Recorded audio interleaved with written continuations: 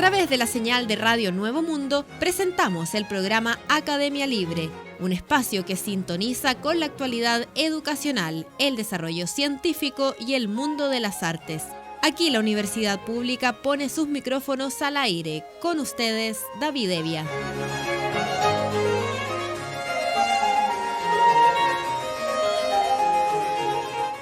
Vaya nuestro saludo a todos los auditores de Radio Nuevo Mundo que a esta hora sintonizan la emisión de Academia Libre, donde la educación, las ciencias y las artes confluyen para hacer de la creación de conocimiento un espacio público.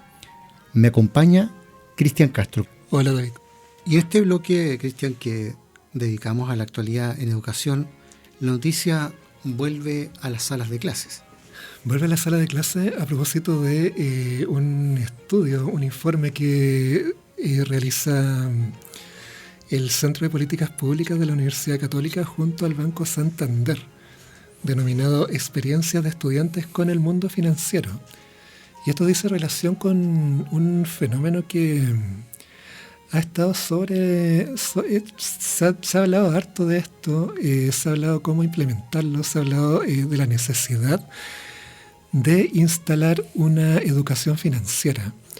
Una educación financiera a partir de ciertos indicadores, por ejemplo, de la prueba PISA, donde Chile está posicionado como uno de los quizás 3 peores países con conocimiento financiero por parte de la población, y también en el contexto de la Ley General de Educación, que también tiene un elemento ahí donde la educación financiera tiene un lugar.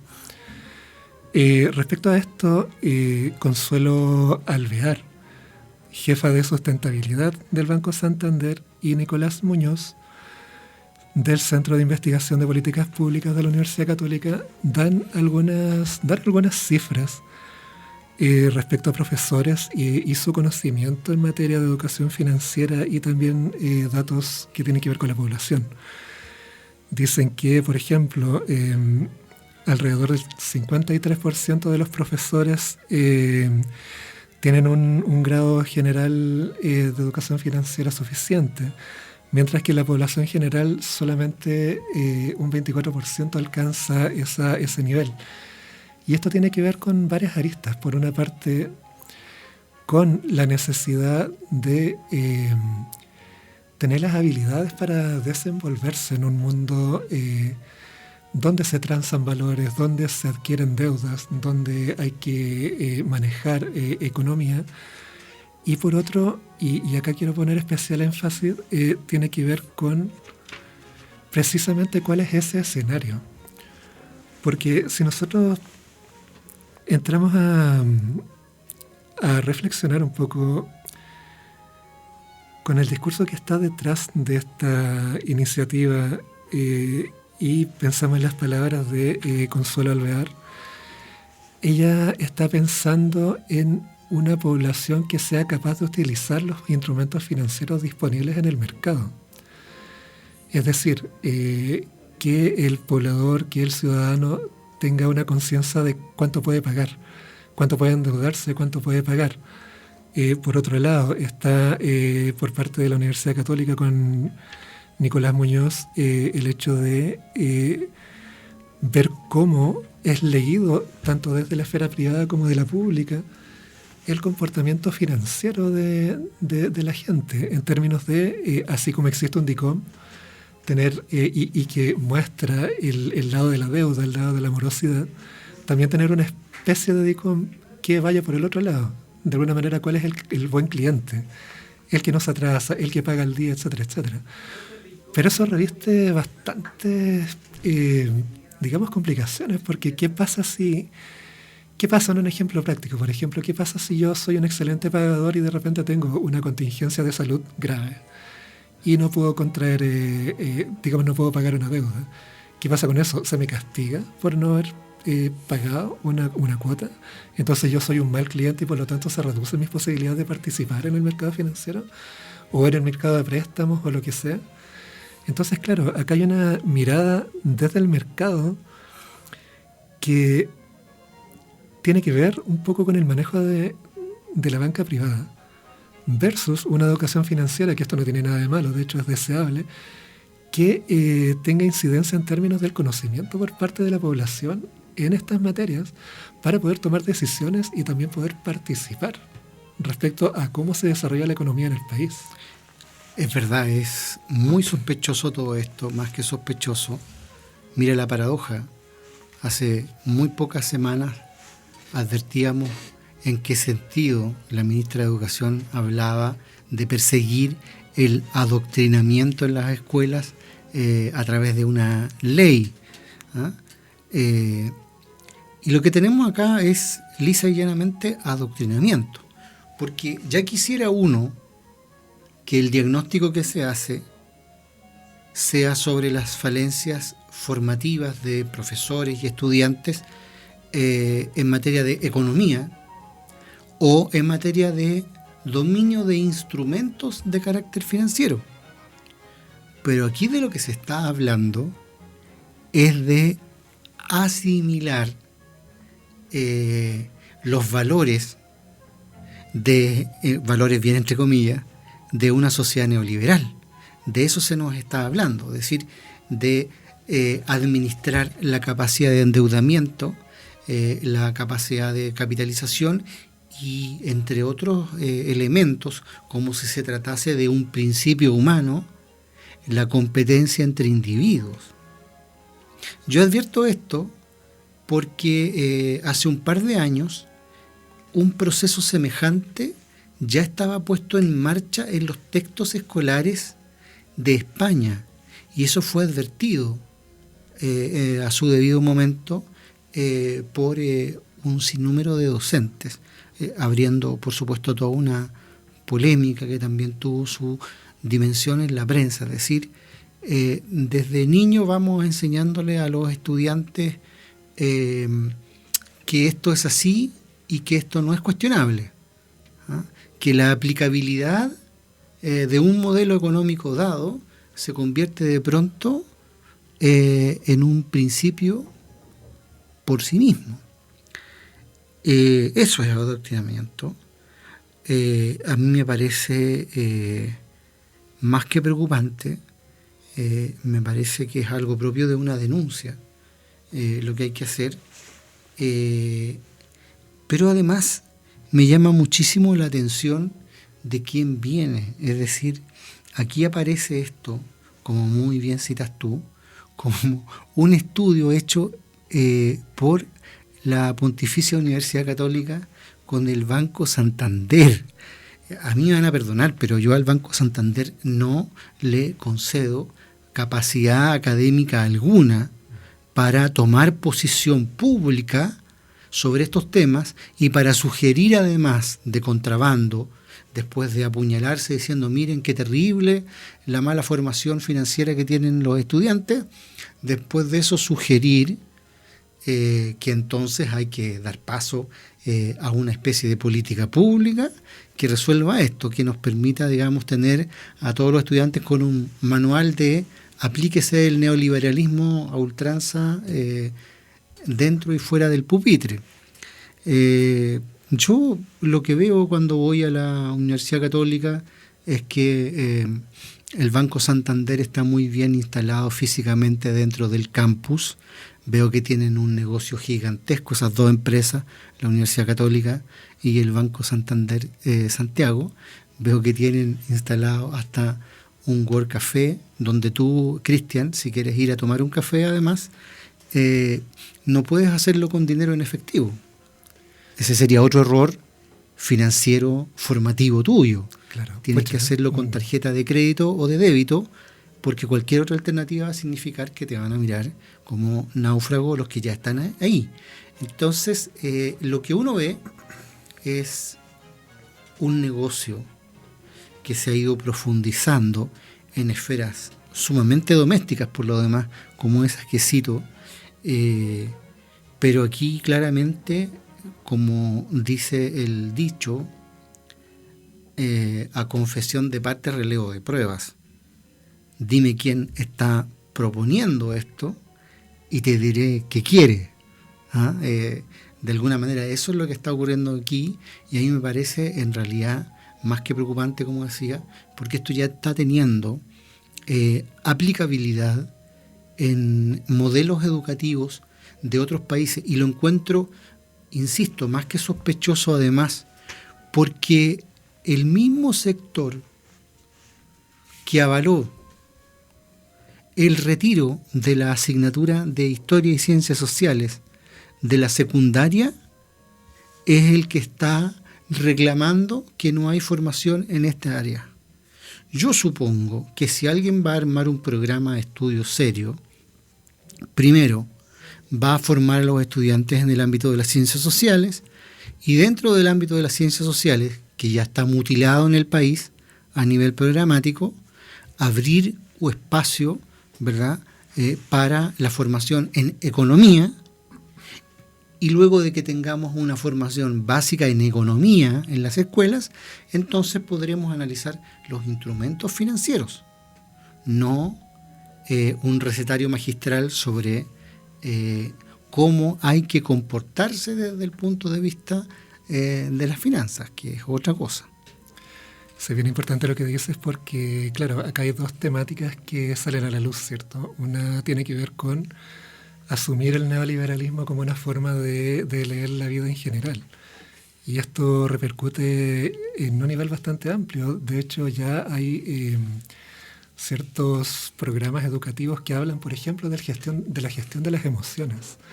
Con ese lenguaje, administrate a ti mismo, etcétera, etcétera. Exacto. Con un lenguaje financiero que ya está colonizando aspectos psicológicos, digamos. Claro. Aspectos muy propios de la subjetividad y que perfectamente podrían pasar por otras partes, pero se instala ese lenguaje también dentro de los contextos educativos. Y por otra parte, uno de los datos también que entrega este informe es que 7 de cada 10 profesores tienen educación financiera y la han obtenido por cuenta propia. Entonces, ¿cuál es el punto acá? El punto es que hay un vacío de lo público en términos de lo que tú estabas diciendo, ¿cierto? De esta educación en economía, que hace que haya una especie de nicho para un interesado, como por ejemplo el Banco Santander y la Universidad Católica, para insertar una forma de lenguaje que tiene que ver con esta manera de leer la vida desde el neoliberalismo, pero que tiene como efecto justamente formar un ciudadano más bien pasivo frente a la oferta que ya está determinada. Claro. Lo cual va, digamos, y a propósito de la contingencia, va en contra de la participación en esas materias. A mí me preocupa además porque hay una tendencia general de las empresas privadas en el país, por ejemplo las multitiendas, de meter las narices en la gestión de escuelas, en gerenciar escuelas con una supuesta dosis de adaptabilidad laboral, por supuesto que bajo criterio educacional alguno. Eso no existe, y desde luego que una empresa privada destinada a lucrar no tiene una infraestructura ni una dotación intelectual acorde con trazar objetivos de carácter académico. Y aquí la institucionalidad educacional está siendo sustituida progresivamente por la empresa de manera directa para efectos de moldear a sus futuros trabajadores. Yo pienso que hay que estar muy atento respecto de esto que está ocurriendo. Es más bien indignante el proceso, así que mejor vamos a la música, Cristian. Escuchamos El amor es un camino que de repente aparece, de Víctor Jara, en la interpretación en guitarra de Danilo Cabaluz.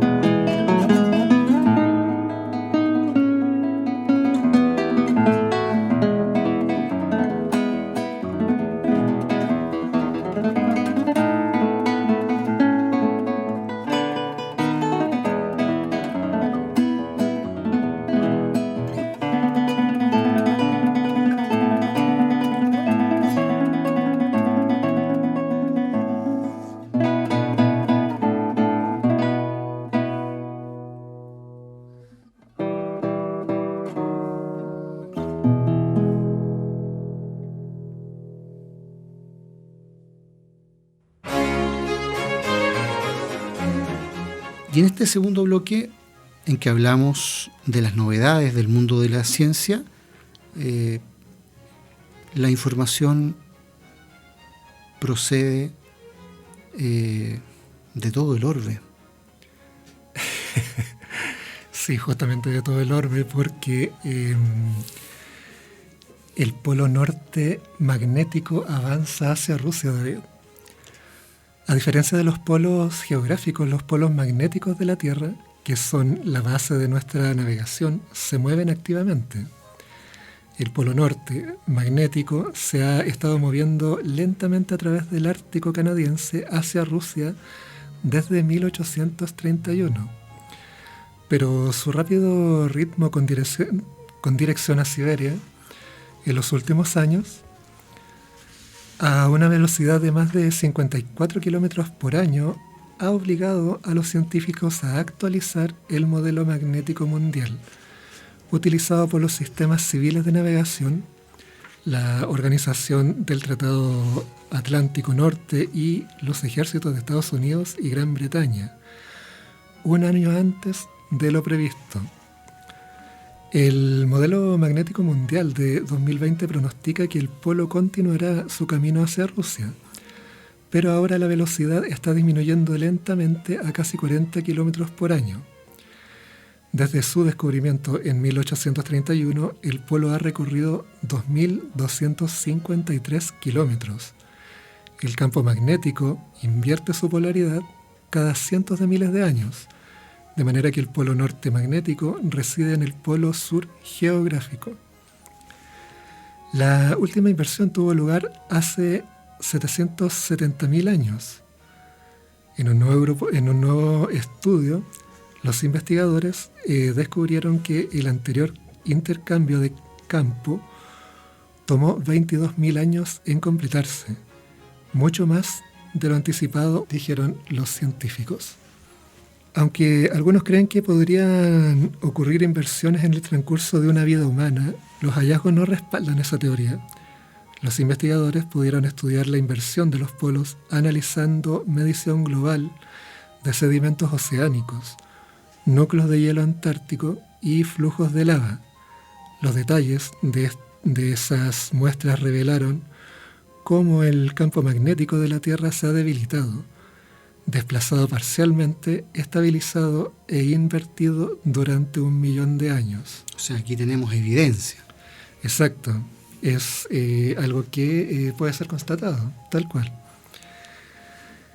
Las inversiones se producen en las partes más profundas del interior de la Tierra, pero los efectos se manifiestan en todo el planeta y especialmente en la superficie y en la atmósfera.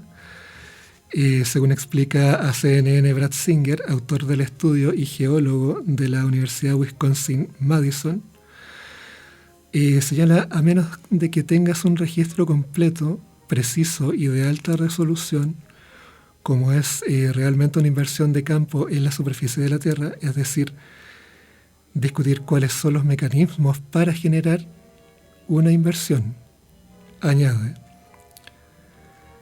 El campo magnético de nuestro planeta es creado por una interacción entre el núcleo externo de hierro líquido que gira alrededor del núcleo interno sólido. Cuando ocurre una inversión, el campo magnético normalmente fuerte se debilita.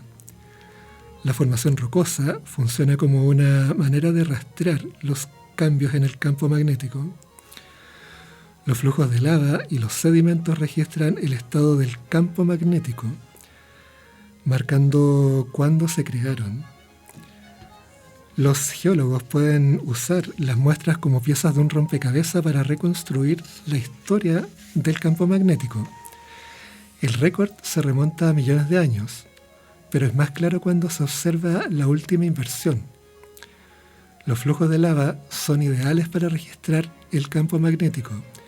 Tienen una gran cantidad de minerales de hierro y cuando se enfrían, se bloquean en la dirección del campo, indica Singer. Pero es un registro irregular. No hay volcanes en erupción continuamente. Por lo tanto, confiamos en un trabajo de campo cuidadoso para identificar los registros correctos, añadió.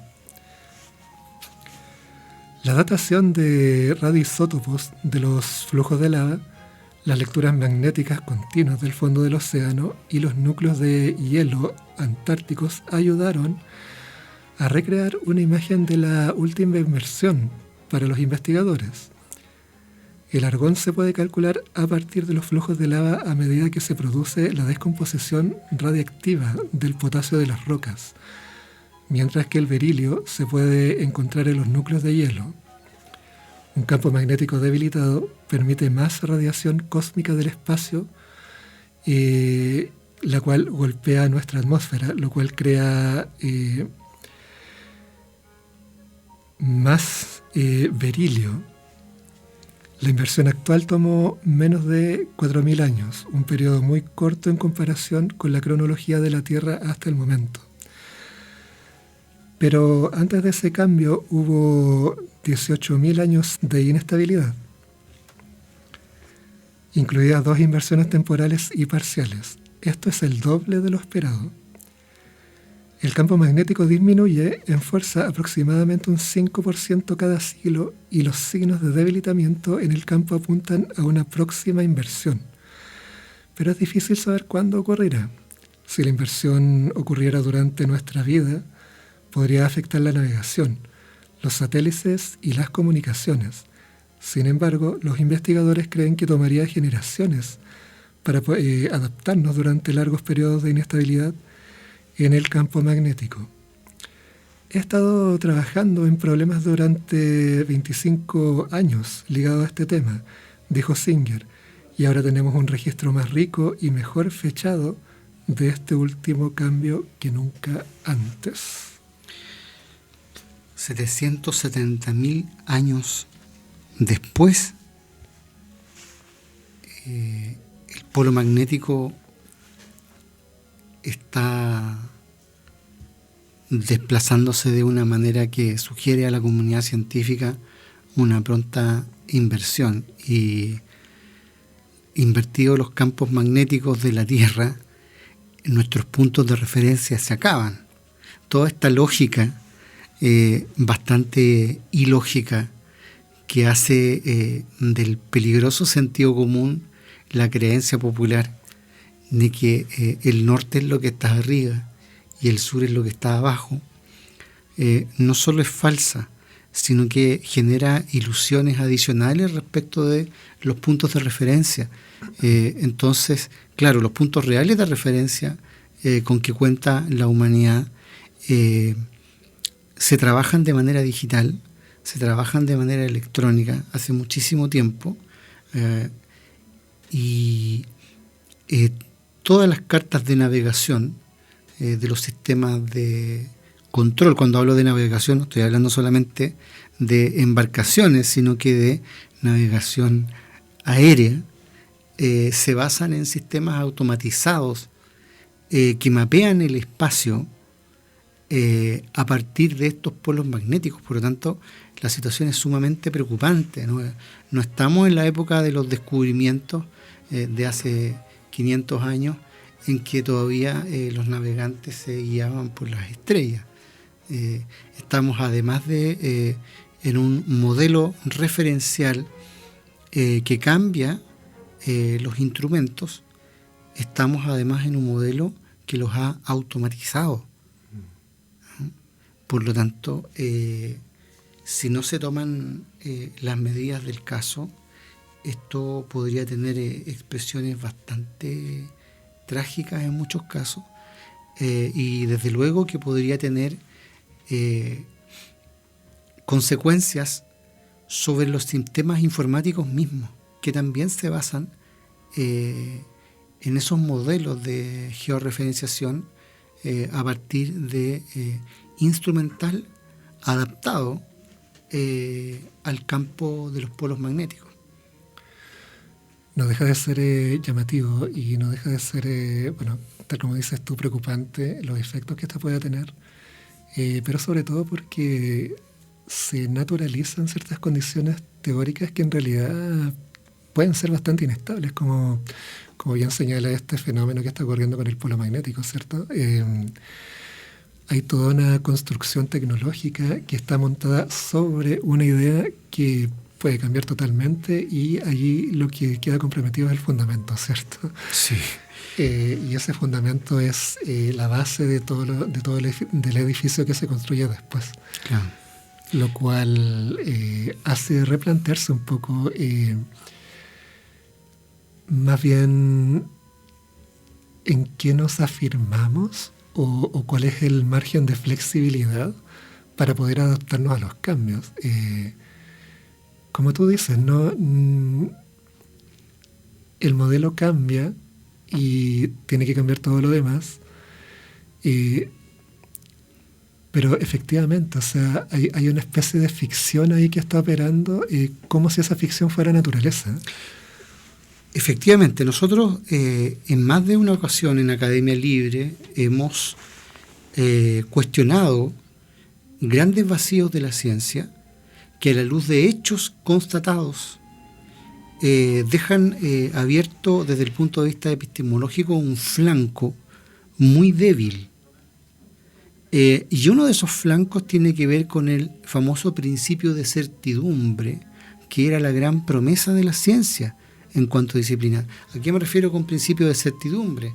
La ciencia se arrogaba discursivamente la condición de establecer e identificar elementos de una realidad y a partir de aquello hacer una proyección, es decir, generar una relación de causa-efecto a partir de la cual podemos prever lo que va a ocurrir. Y lo que nos está diciendo aquí literalmente la comunidad científica sobre este tema es que no tienen idea cuándo se va a producir exactamente esa inversión en los polos magnéticos. No lo saben. Intuyen que eso podría ocurrir relativamente pronto, pero no saben si relativamente pronto es mañana o en 1000 años. Claro, lo cual es un periodo de tiempo bastante amplio. Por lo menos ¿cierto? para el proceso de los ciclos vitales, claro que sí. Entonces, aquí la ciencia es la que tiene que ya empezar a hacer una autocrítica de ella misma como actividad respecto de si es o no lo que ha pretendido ser discursivamente, esto de extrapolar la relación de causa-efecto que plantea a la situación de proyectar, es decir, de definir lo que va a ocurrir. Yo creo que ahí hay que hacer una enmienda precisamente en el campo epistemológico. Espero que antes que este imprevisible cambio de polo magnético tenga lugar.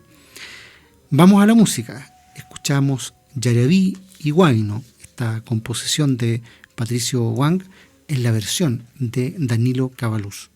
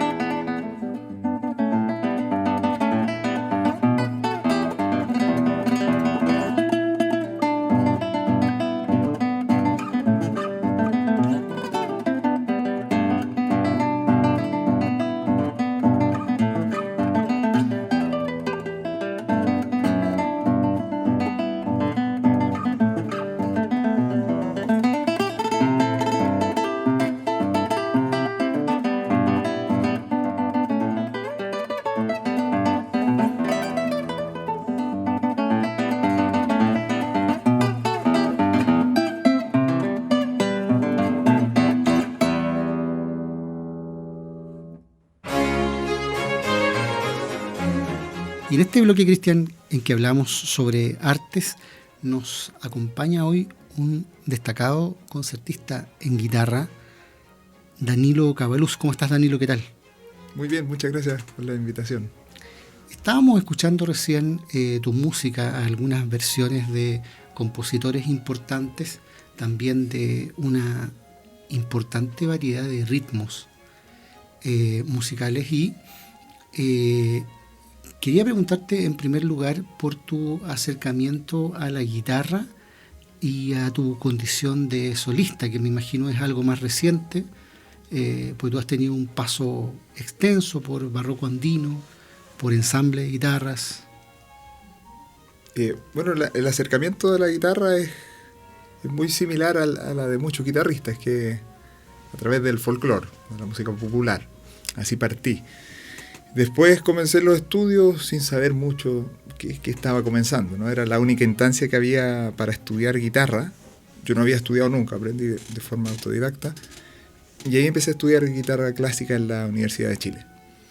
Entonces, sin querer un poco, me fui metiendo en la guitarra clásica, la guitarra solista, la guitarra de concierto, y paralelo integré el conjunto barroco andino cuando ya llevaba unos años en la universidad, y siempre mantuve las dos cosas un poco por separado, la carrera de guitarrista solista, y por otro lado haciendo música con el barroco andino, otro ensamble, y también cantando siempre folclore, haciendo folclore en mi familia, en diferentes lugares.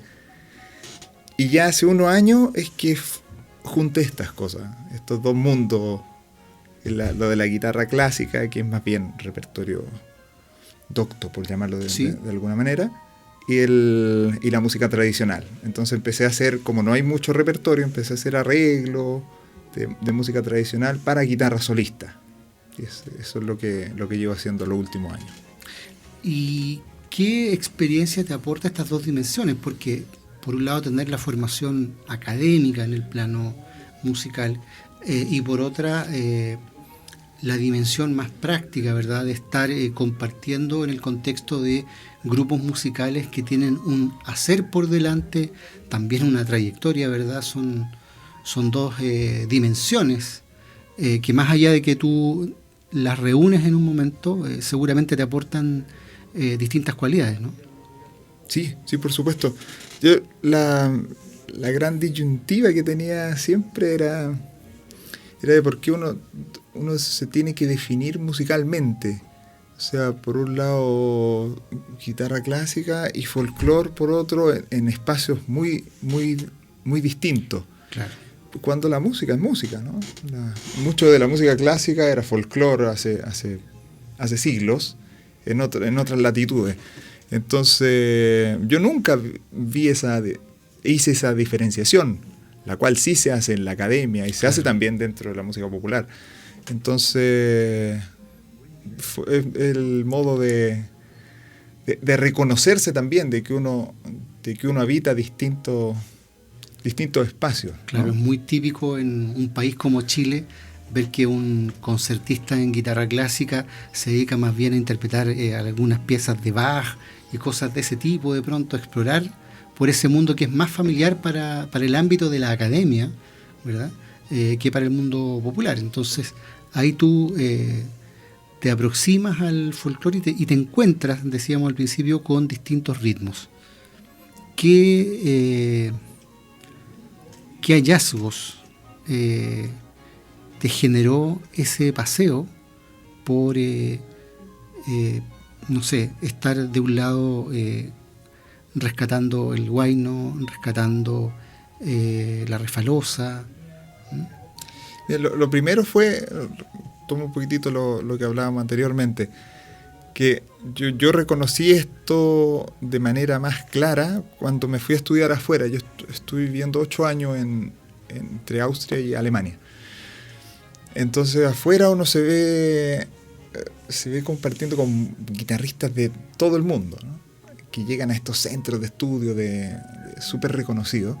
Entonces Yo súper motivado de conocer un poquitito del folclore. Tuve la oportunidad de conocer muchos latinoamericanos que acá en Chile no había tenido la oportunidad de conocer, siendo que en Chile se toca mucha música de Latinoamérica. Sí. Entonces, yo tratando de aprender de ello, y la verdad es que el punto de encuentro era la música clásica, y muchos no dominaban ni el folclore.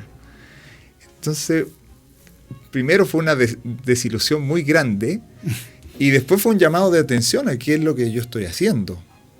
También es una etapa, no quiere decir que uno va a hacer toda la vida esto, pero claro. También con mi profesor de guitarra le empecé a mostrar algunos arreglos que yo tenía de música de acá y realmente sentí que era el aporte que yo estaba haciendo. Que lo otro también siempre uno aporta, pero un aporte mayor.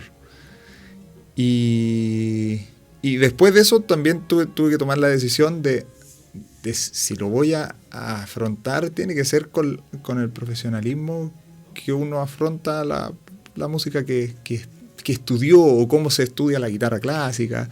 No hacer un programa así como una postal, ¿no?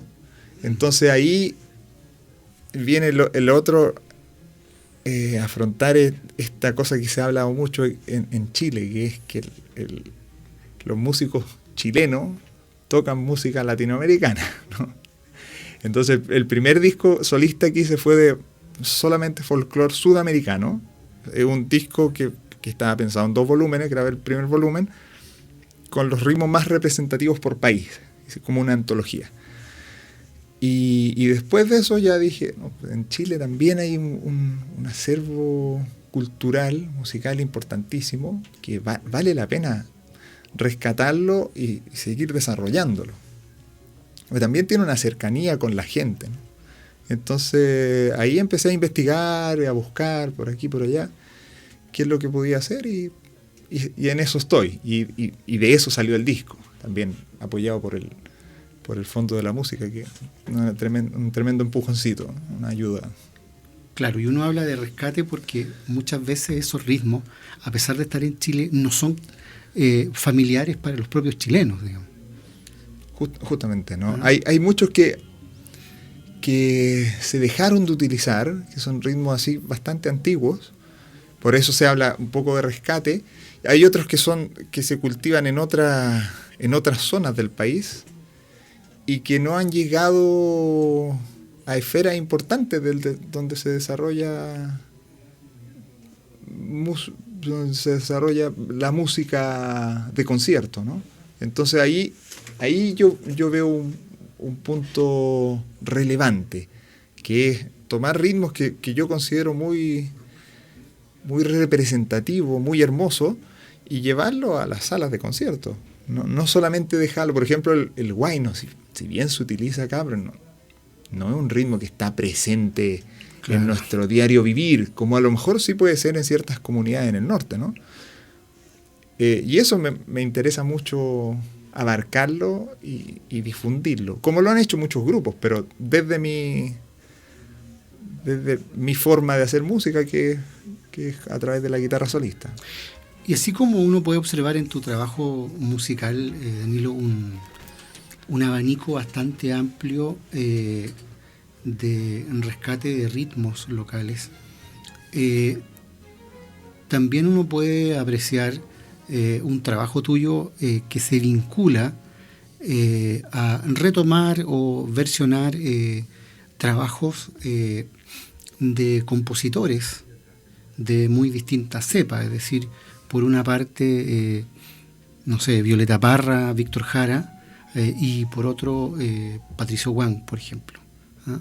Desde luego que uno aprecia ahí una diferencia importante desde una Violeta que rescata cuestiones propias de la tradición, hasta un Patricio Wang que más bien, además de su condición de director artístico, como experiencia, experimenta con la música a propósito de las letras también. Bueno, yo creo que la música siempre es una experimentación, ¿no? Violeta Parra en su época también era bastante moderna en cierto lenguaje. Lo que a mí me interesa es hacer algo abarcar lo más que pueda dentro de lo que pueda abarcar de una manera seria, ¿no? No quiero abarcar todo Chile porque hay mucho material, ¿no? Sería un poco ambicioso de mi parte. Pero sí rescatar figuras muy importantes que nos han marcado como sociedad. Figuras musicales, ¿no? Artísticas. Que es el caso de Violeta Parra y Víctor Jara en nuestro folclore, pero inconmensurable el aporte que han hecho. Y después otros compositores que siguen esa senda desde sus visiones artísticas, ¿no? Como Jaime Soto, que sí, director del Barroco Andino, que tuvo varios trabajos anteriores a la fundación del conjunto, como el Oratorio de los Trabajadores, con el Guamarí, al Patricio Juan, que también estuvo en el Barroco Andino, después en Quilapayún, en La Mancay, un montón de grupos. Incorporé a un amigo que mucho más, es la generación más joven, Lorenzo Cornejo, que viene haciendo un trabajo súper interesante para guitarra solista con ritmos tradicionales y un poquitito más urbano. O sea, es un lenguaje diferente al de Pato Juan, que podría llamar un poco más académico el tratamiento del folclore en algunas de su obra. Hay otras que son muy tradicionales, pero Lorenzo los trata de una manera un poco más urbana, que también es interesante y es un poco la misma línea que es lo bonito que tiene la tradición, ¿no? Que se une Violeta Parra con alguien contemporáneo. Se comparten elementos. Claro. Hay un inconsciente sonoro. Y por eso también el nombre del disco, Paisaje Chileno en 6 cuerdas. Un poquitito de este paisaje, esta tradición es lo que tenemos en común. A lo mejor hace 200 años todos miramos la misma cordillera, ¿no? Igual que en el día de hoy. Hay cosas que, pese a este progreso horroroso que tiene el mundo, ¿no?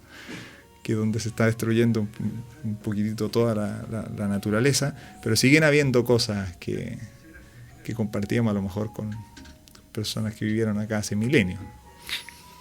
Te quería preguntar algo bien específico. Tú que eres instrumentista y que has versionado música de Víctor Jara, el público chileno en general, no estoy hablando del seguidor en particular, el especialista en Víctor Jara, pero el público chileno en general ubica muy bien las canciones de Víctor Jara, es decir, la música que va con letra.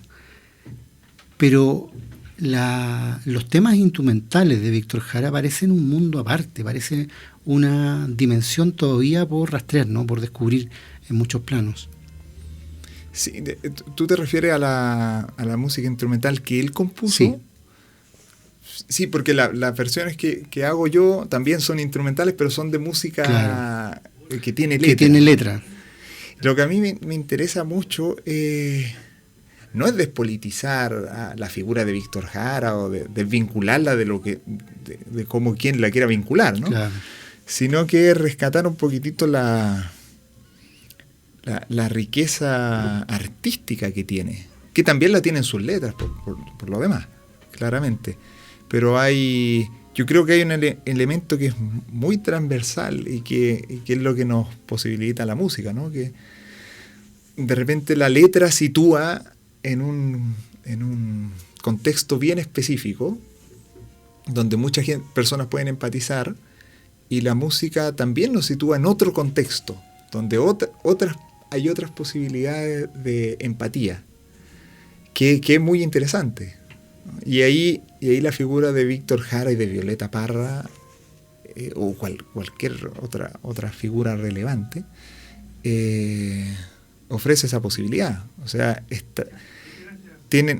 Víctor Jara tomó una tradición campesina muy hermosa que de estas tonadas campesinas o de este toque un poco del canto a lo poeta, es muy, muy bello y que se ha cultivado y siempre el eje principal ha estado puesto un poco en las letras y tiene una música muy hermosa de fondo.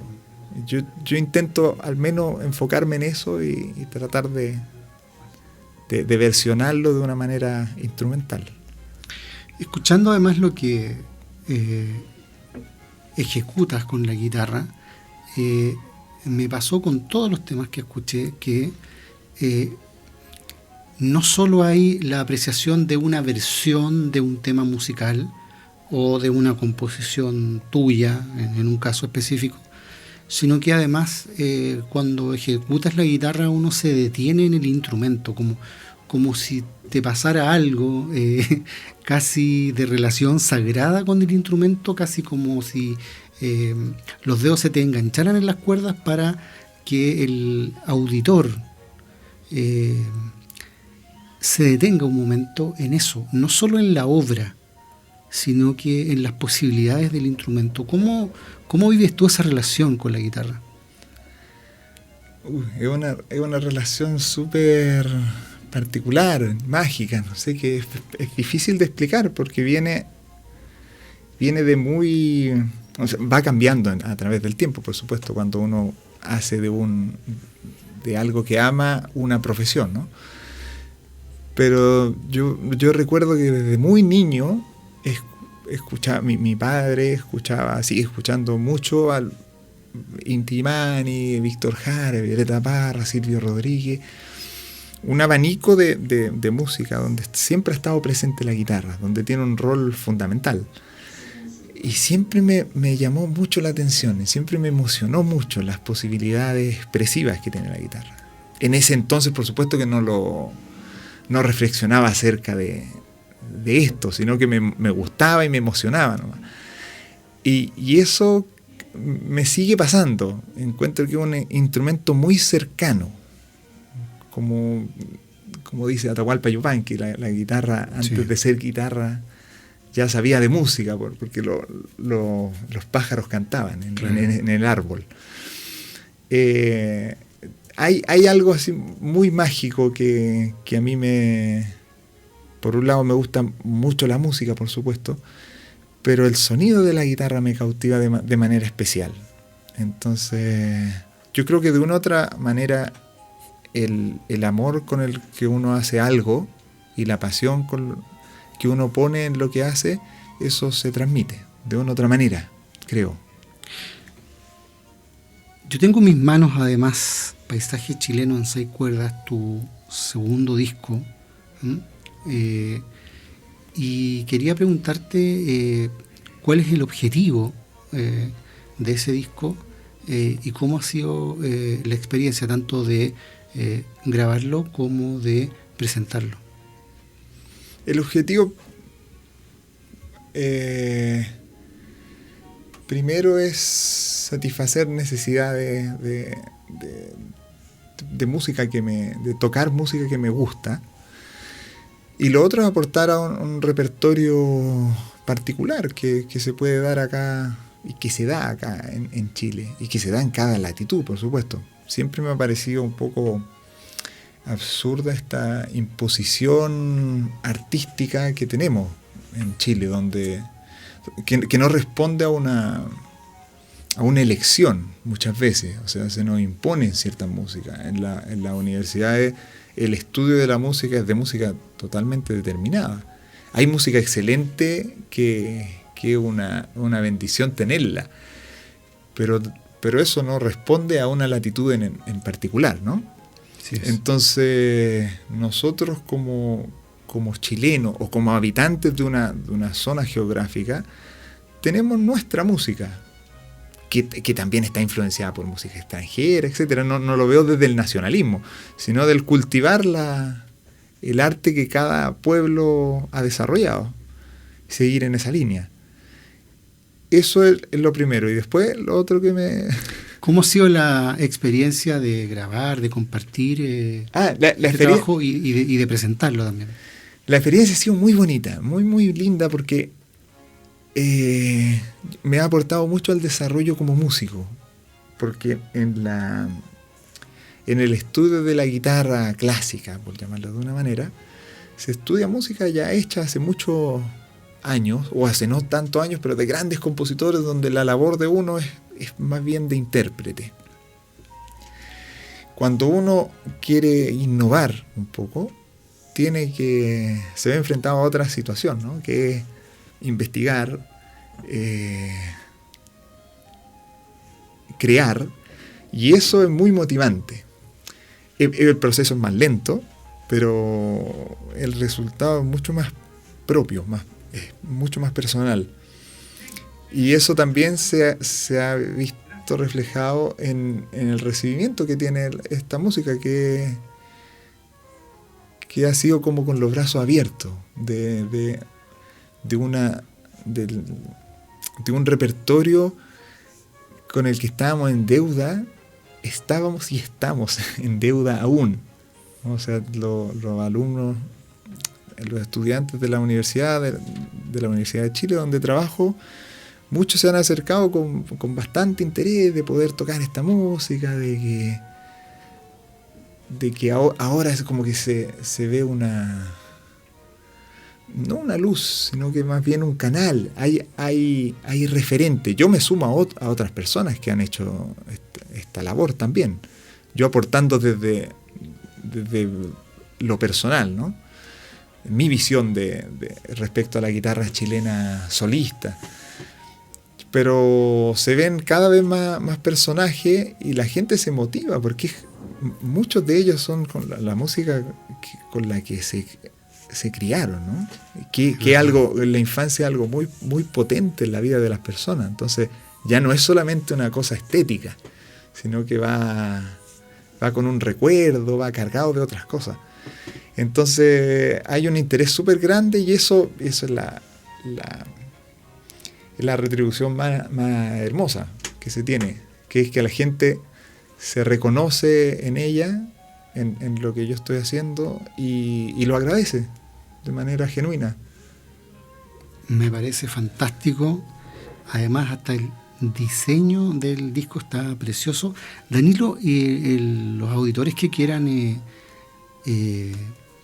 adquirir este CD, ¿cómo lo pueden hacer? ¿Dónde? ¿Hay un lugar donde se está distribuyendo? ¿Contactar? Sí, hay tres canales. Está en la Facultad de Artes de la Universidad de Chile, que tiene una tienda. Ahí están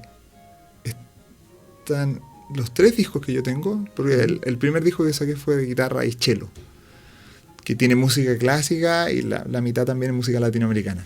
Después están los 2 discos solistas, se encuentran también en la tienda nacional. Se están ahora incorporando a través del diseñador, que aprovecho de decir que es Misael Godoy, un amigo muy, muy talentoso. Y los vendo yo también a través de... O sea, me pueden contactar de manera particular. ¿A tu correo, por ejemplo? A mi correo, o a través de la página. En la página web, www.danilocabaluz.com, ahí está todo. Fácil. Es súper, súper sencillo adquirirlo. Danilo Cabaluz, te queremos dar las gracias por esta conversación en Academia Libre. Muchas gracias a ustedes por el espacio que brindan. Concluye aquí, en Radio Nuevo Mundo, esta emisión de Academia Libre, un programa producido por la Comisión Ejecutiva de la Universidad. En los mandos técnicos, Francisco Navarro, y en los micrófonos, Cristian Castro y David Evia. Agradecidos de su sintonía, nos reencontraremos con ustedes la próxima semana. Hasta entonces.